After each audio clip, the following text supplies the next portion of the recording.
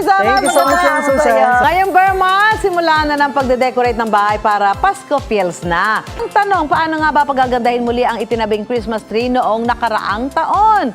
Aba, mga suki, listen carefully. Ang bisita natin ngayon may tips para masigurong mukhang bago ang galing sa taguan na Christmas tree. Kasama natin si Jonathan Rondilla, isang Christmas decorator mula pa sa Mahayhay, Laguna. Ayan, welcome sa Dapat Alam Mo, Jonathan. Susan, thank you so much po. Ayan. Ayan, okay, Jonathan, practical tayo syempre na yung ginamit noong nakaraang taon, pwede pa naman gamitin ngayon, lalo na kung yung mga Christmas tree. Yes, Ano po. yung pwedeng gawin ng ating mga suki para magmukha pa rin itong bago? Ayun, mga suki, basically yung mga Christmas decoration po natin mula nung nakaraang taon, pwede po natin itong mix and match, Mix bigyan and po match. ng bagong itsura or mga design.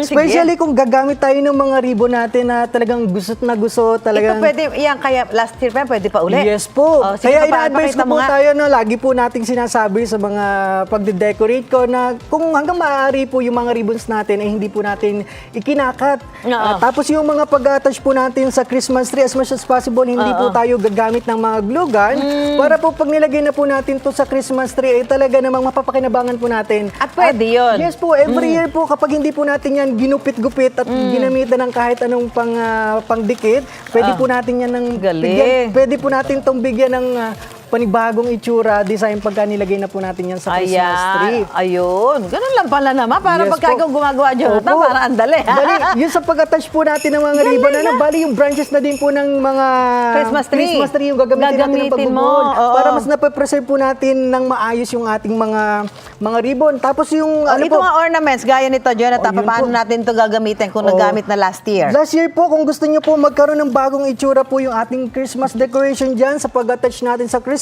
tree. Ito po yung ituturo ko kung nalagay niyo po yung mga bola niyo last year ng individual, yung hiwa-hiwalay. Ngayon po, pwede po natin gawin to Dikit-dikit. magmukha, yes po, para magmukha para po. mukhang bagong bili. Pati bukod po sa Ito pa.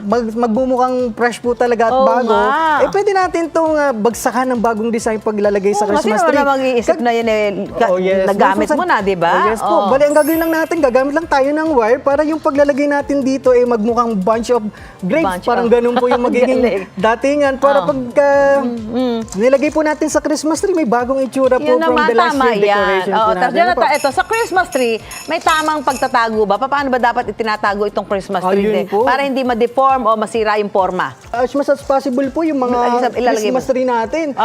Kung ano po natin yan nabili dati, kailangan ma-make sure natin na pag itatago po natin yan, nako-compress po natin na yung intact na intact para Hindi yung nakaliko-liko. Yes po, para maiwasan po yung pagkaputol-putol ng mga Oo wire nga nito, mga eh. branches, magusot yung mga PVC natin dyan, katulad ng mga brush So, side, make sure PVC. na nasa talagang tamang lalagyan din. Yes po. Oo. Kung hindi po natin naingatan yung mga box po natin sa binilan natin, pwede po tayong gumamit dito ng mga storage box para mas ma-preserve natin. Hindi po natin masira yung mga ornaments. Ano po? Oo, para mapaganda rin natin. Yes yan po. ako, mga suki.